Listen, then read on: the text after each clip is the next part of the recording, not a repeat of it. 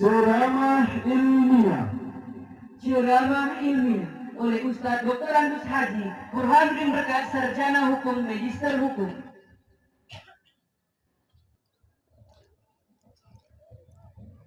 Assalamualaikum warahmatullahi wabarakatuh.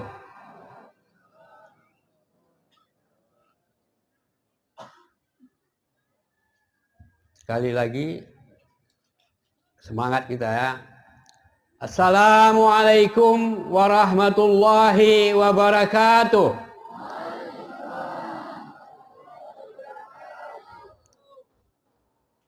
Alhamdulillah. Wassalatu wassalamu ala Rasulillah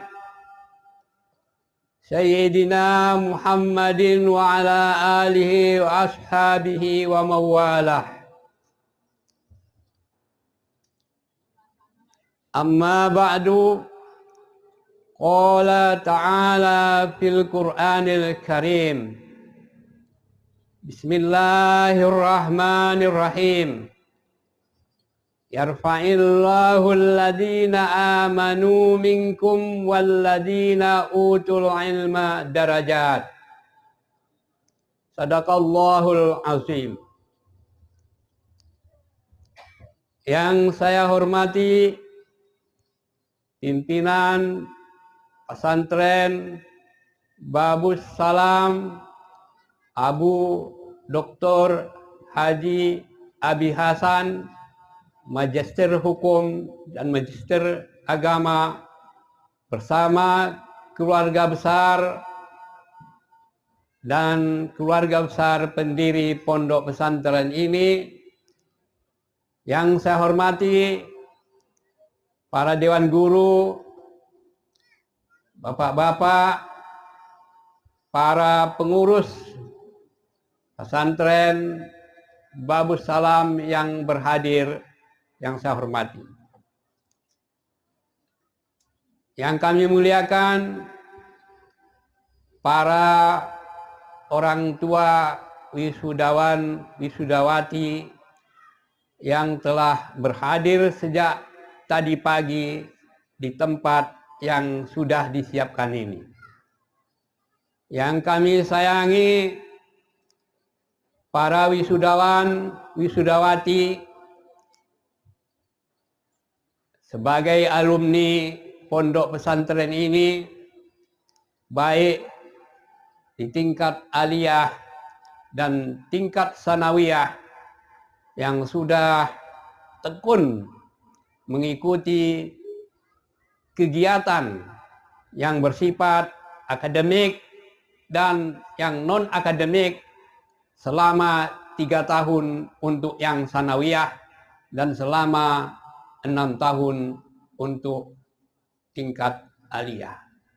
Mudah-mudahan ketekunan anak-anak kami semua akan melahirkan hasil yang membahagiakan kehidupan dunia dan akhirat. Man sabata nabata. Siapa yang kokoh pendiriannya, mempertahankan tekadnya, mulai mendaftar di pesantren ini, nabata, pasti akan ada lahir di belakang itu. Anak-anak kami semua yakini, walaupun yang saya bacakan tadi bukan hadis, tapi itu ucapan para hukama setelah melihat beberapa tahun lamanya diteliti secara ilmiah, apa yang diucapkan para hukama ini benar adanya. Man sabata nabata. Siapa yang kokoh pendiriannya, itulah yang akan berhasil. Tahap awal keberhasilan Ananda adalah menyelesaikan studi selama 6 tahun dan bagi sanawiyah selama 3 tahun. Itu keberhasilan awal. Keberhasilan awal. Banyak yang tak sampai 3 tahun, dia mundur. Banyak yang tak sampai 6 tahun untuk aliyah, ternyata tidak melanjutkan lagi. Semuanya itu bukan satu faktor ya. Bukan faktor ekonomi, bukan faktor kesehatan, tapi faktor yang paling besar di situ adalah tak mampu melawan gangguan yang berada di tengah-tengah. Semua santri dan santriwati ini akan merasakannya.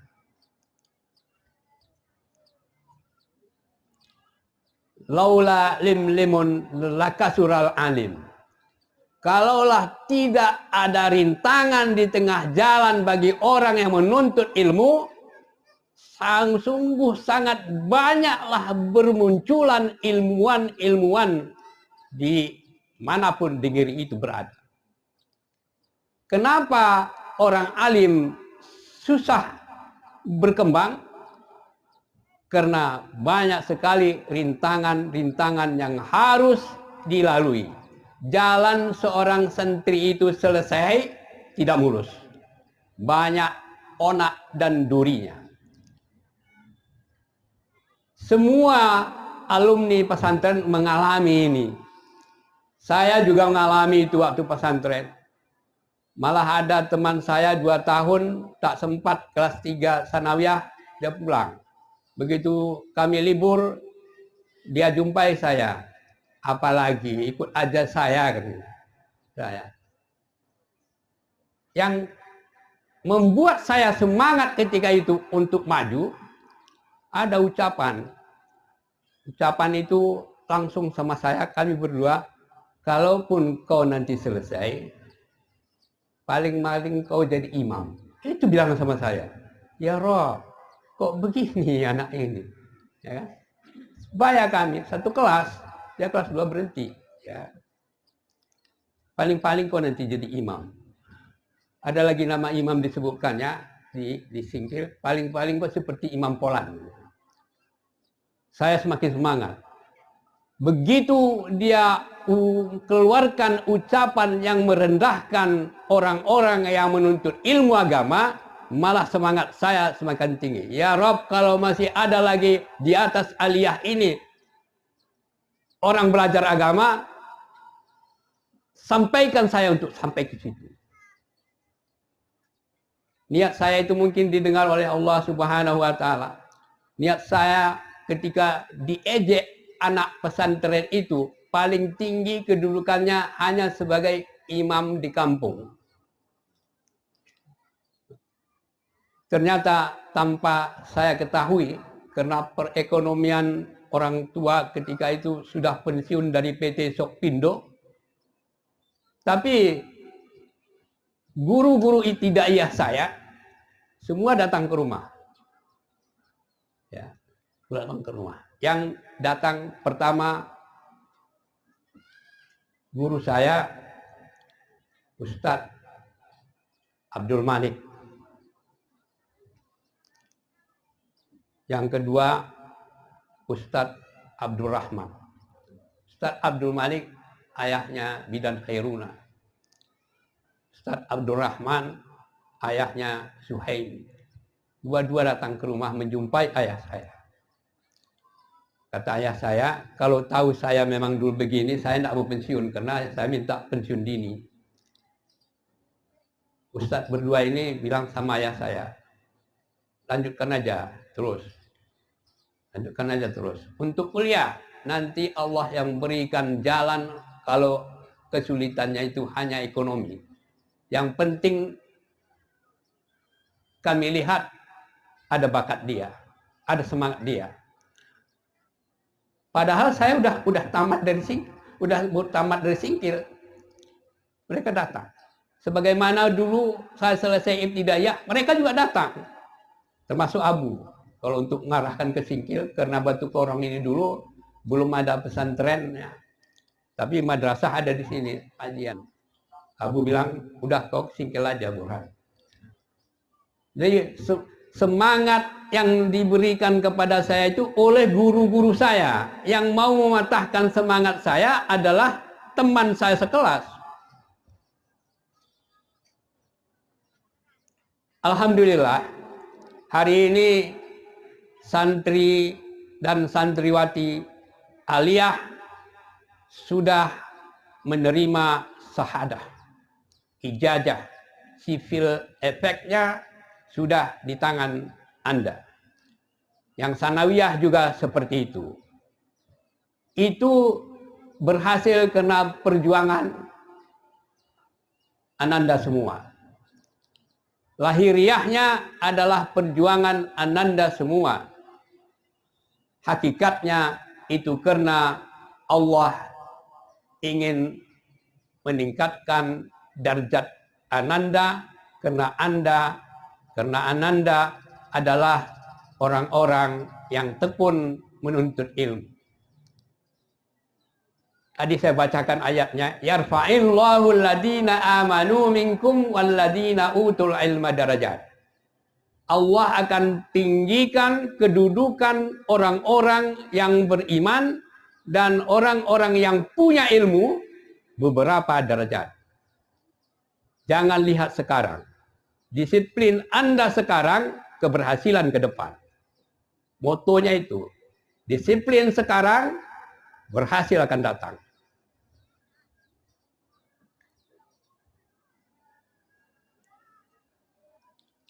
Satu. Yang kedua, ilmu yang diperoleh sekarang itu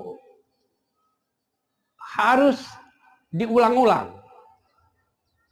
Membaca Quran sebagaimana kita di pondok, keluar dari pondok harus tetap baca Al-Quran.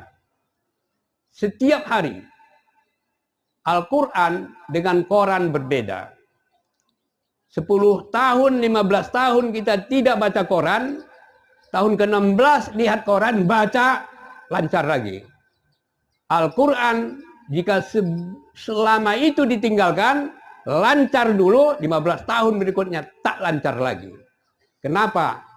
Karena Al-Quran itu adalah mukjizat terbesar.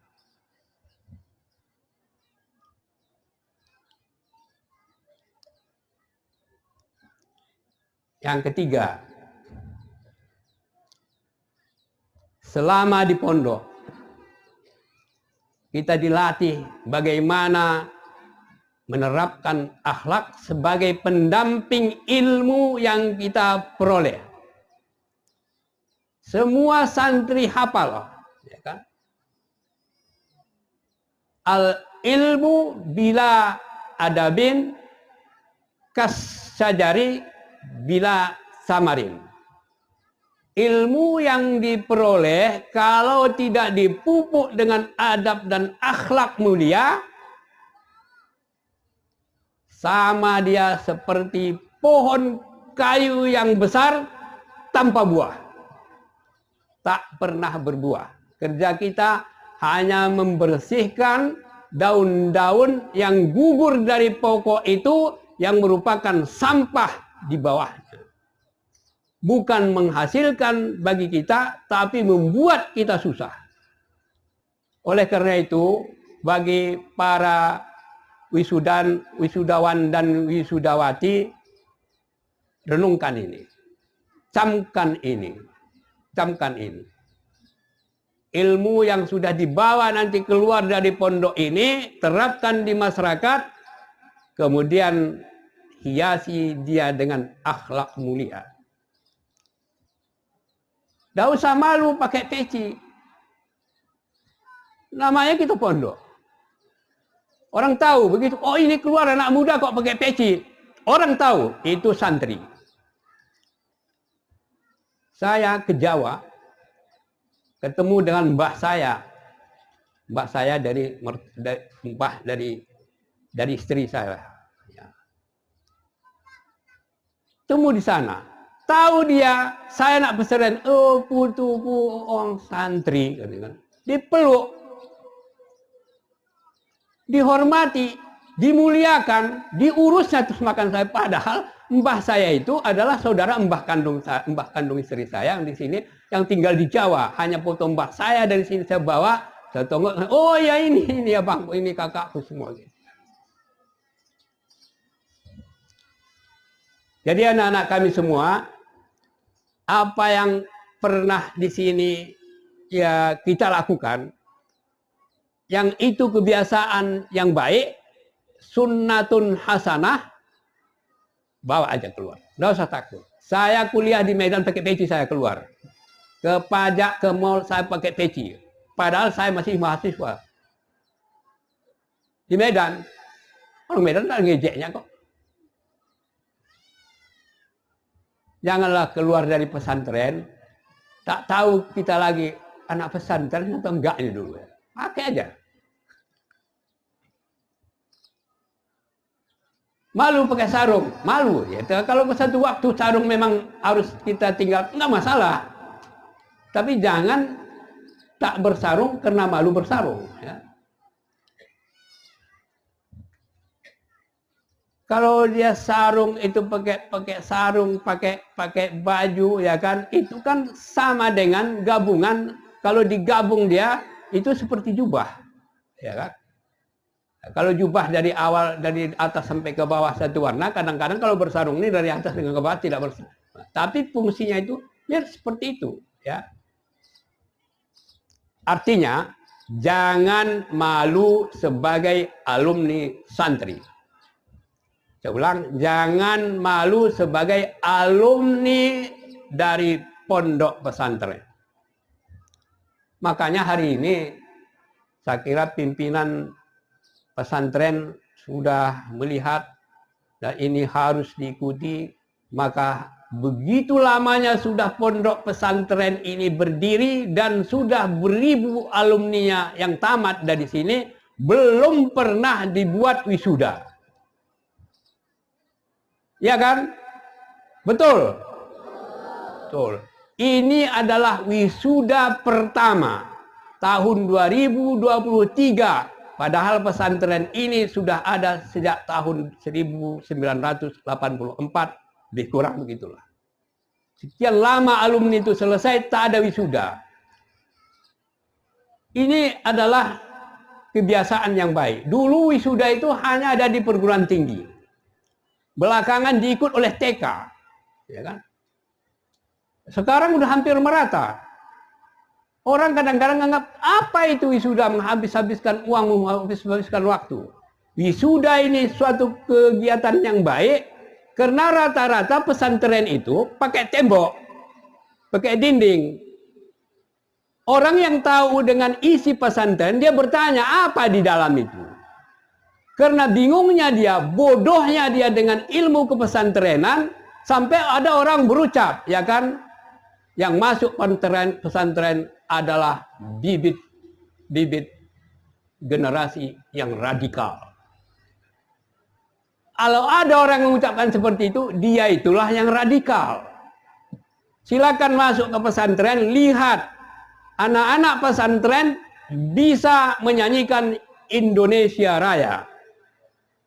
Mungkin hanya berdiri tegaknya aja yang berbeda, ya. Itu bisa, itu hanya sebentar. Tapi makna dari lagu Indonesia Raya itu dihayati oleh santri karena santri tahu bahwa Indonesia ini dulu merdeka, banyak andil santri dan banyak santri dan santriwati yang korban karena melawan kezaliman penjajah Belanda laknatullah.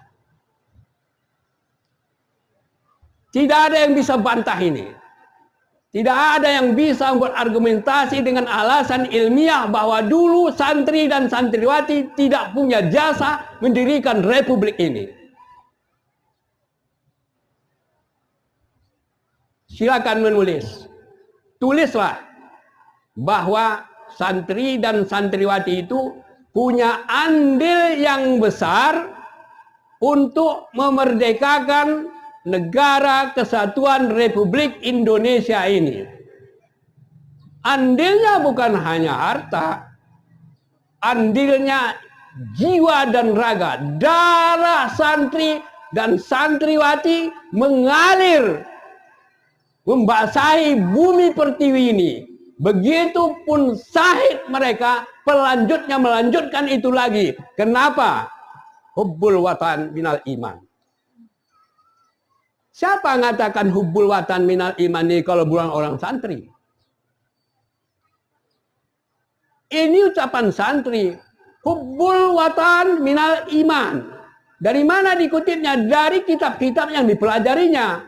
Ada kalimat itu. Cinta tanah air adalah bagian daripada iman. Kalau tak cinta dengan tanah air, berarti baru bagian iman kita sudah amblas. Inilah kita perlihatkan. Karena kita pakai pagar, kita lihatkan, silakan hadiri wisuda. Ternyata santri-santriwati mengucapkan, menyanyikan lagu Indonesia Raya dengan penuh rasa, dengan penuh penghayatan bahwa Indonesia ini adalah tanah tumpah darah. Silakan. Yang keempat, kembangkanlah ilmu itu ya. Kembangkan ilmu itu. Allah akan meninggikan derajat orang-orang yang beriman dan berilmu pengetahuan beberapa derajat. Ilmu apa? Ilmu pokok sudah kita peroleh dari pondok ini. Ilmu-ilmu yang mendatang, ilmu-ilmu yang mendampingi ilmu dasar kita, silakan aja. Silakan pelajari ilmu ekonomi kalau jiwa kita ekonom. Silakan pelajari ilmu politik kalau ada jiwa kita berpolitik. Jangan termakan pameo orang yang mengatakan di pesantren tidak boleh dipelajari politik. Santri itu boleh berpolitik, boleh mempelajari ilmu politik. Yang politis yang nggak boleh. Di sini kita nusuk, nggak boleh, harus di TPS. Tapi ilmu politik harus dikuasai oleh orang-orang santri dan orang-orang Islam dan seluruh bangsa Indonesia ini boleh berpolitik. Tidak ada larangan bagi seorang warga negara untuk berpolitik. Kalau Islam sudah termakan isu Islam tak boleh berpolitik, tunggu saatnya. Karena banyak kebaikan bangsa ini dengan politik. Dan banyak juga kadang-kadang orang menyalahkannya dengan politik, akhirnya rusak negara. Silakan berpolitik. Politiknya apa? Politik untuk membangun bangsa Indonesia ini sebagai bangsa yang martabat, kalau bisa sejajar dengan bangsa-bangsa di dunia ini. Nggak usah takut. Saya dari sini. Anda tamat pesantren bisa masuk fakultas kedokteran. Anda tamat pesantren bisa masuk fakultas ekonomi.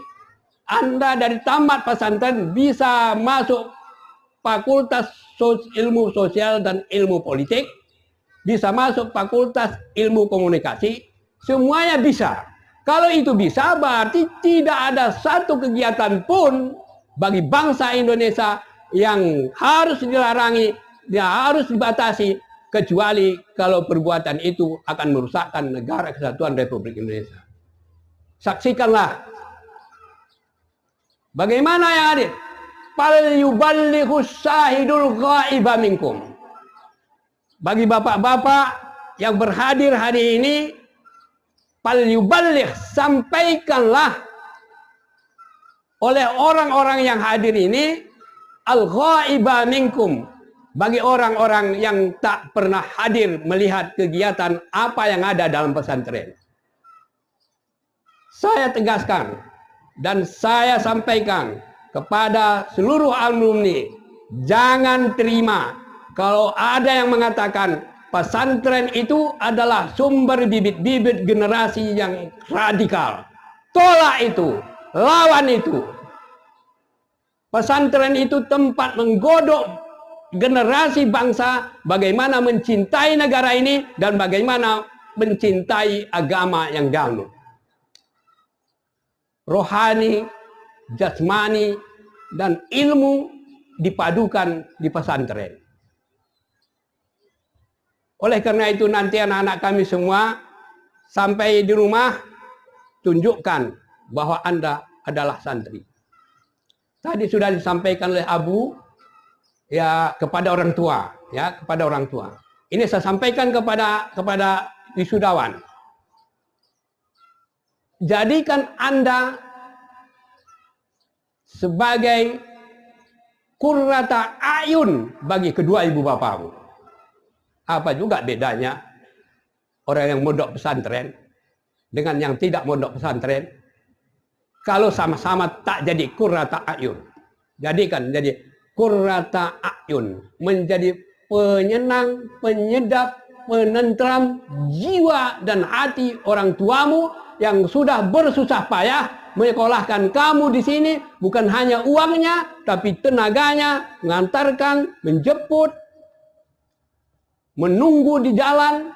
Ada yang hujan, saya pulang dari Setaisar, saya lihat masih ada ibu dan bapak waktu hujan masih berada di pinggir aspal itu. Camkan itu. Kalau begitu silakan balik, dibalik dia. Bagaimana supaya ayah dan ibuku senang? Sebelum ayah dan ibu salat subuh, duluan Anda. Kalau ada santri dan santriwati ayah ibunya tidak sholat, jadikan diri Anda sebagai pemicu agar ibu dan ayahnya sholat. Kenapa Ustaz sampaikan itu? Karena ada orang nyampaikan sama saya. Ada orang nyampaikan sama saya Ustaz, udah tobatlah saya. Kenapa saya bilang? Kapan tobatnya? Sejak tamat anak saya dari pesantren. Saya di rumah tak sholat, anak saya sholat. Saya udah bangun tapi tak sholat. Lain yang saya kerjakan, anak saya begitu bangun dia kamar mandi, beruduk dia sholat. Menetes air mata saya Ustaznya, saya tobat hari ini. Berarti itu sudah bagian qurrata ayun anaknya itu. Kehadiran anaknya, selesainya anaknya dari pesantren, membuat dia sadar dan membuat dia tobat. Berapa besar pahala Anda itu? Taubat ayah dan ibu kita karena kita anaknya ustaz. Jadi kedua belah pihak ini harus saling mengisi ya. Ayah dan ibu perhatikan mereka pulang. Dan yang pulang ini pun nanti di rumah perhatikan. Ingat jasa ayah dan ibumu. Terakhir, kepada Dewan Guru. Ya, saya sebagai penyampai ceramah hari ini ikut berterima kasih. Ikut berterima kasih karena berhasil sudah mengantarkan alumni tahun 2023 ini kepada jenjang pendidikan yang ada di sini. Ada yang aliyah dan ada yang sanawiyah. Jangan terlalu pikirkan apa yang diberikan oleh Babus Salam untuk saya. Apalagi kalau ustadz-ustadzahnya itu alumni sini ya. Hilangkan pemikiran apa yang dikasih Babus Salam sama saya. Tapi berombaklah itu, dibaliklah itu. Apa yang bisa saya berikan kepada Babus Salam. Anda alumni ini, jangan berpikir apa yang saya terima lagi nanti dari Babus Salam. Tapi Anda harus berpikir, saya sudah selesai, saya sudah menerima ilmu, saya bertekad, apa yang harus nanti bisa saya sumbangkan untuk Babus Salam. Itu yang bisa saya sampaikan. Sepanjang-panjang karena udah hujan, ya kan. Kalau saya ceramah waktu haul, tak keras suara saya. Karena kita memang mengenang perjuangan Abu Yahya kita, beliau sudah almarhum ya. Kalau ini harus saya semangat. Makanya salam tadi saya urus 2 kali. Saya nggak punya gigi lagi, tinggal 1. Aturannya tak semangat lagi ya. Makanya begitu santri tidak jawab, saya ulang sekali lagi. Beda saya nyampaikan ini untuk para alumni dan beda nyampaikannya ke kita. Kita memang ada suatu kegiatan yang sangat sakral mendoakan almarhum Abu Yahya dan para usulnya dan puruknya. Usulnya adalah ayah, ibu, nenek, kakek daripada Abu. Itu yang kita doakan. Puruknya anak cucunya yang sudah mendahului beliau, itu yang kita doakan waktu haul ya. Silakan putar ini ya, di Ajib itu ada merekam itu. Bagaimana bunyi suara saya waktu haul bagaimana bunyi suara saya waktu acara wisuda. Alhamdulillah saya ucapkan terima kasih kepada pimpinan Pondok Pesantren Babus Salam. Saya tidak mengira bahwa saya diundang untuk menyampaikan ilmiah yang perdana. Tapi dulu juga di Safinatus Salamah, perdananya juga saya diundang Abu Dr. Abi Hasan. Ya, ikatan emosional saya dengan Babus Salam dan Safinatus Salamah itu kapanpun saya rasa tak bisa dipisahkan. Karena secara rohani adalah Abuya, adalah guru saya. Demikian yang bisa saya sampaikan. Mohon maaf atas segala kekurangan. Dan kepada orang tua santri dan santriwati, saya ucapkan ya selamat atas suksesnya anak-anak kita menerima ilmu dari pesantren ini. Wabillahi taufiq wal hidayah. Wassalamualaikum warahmatullahi wabarakatuh.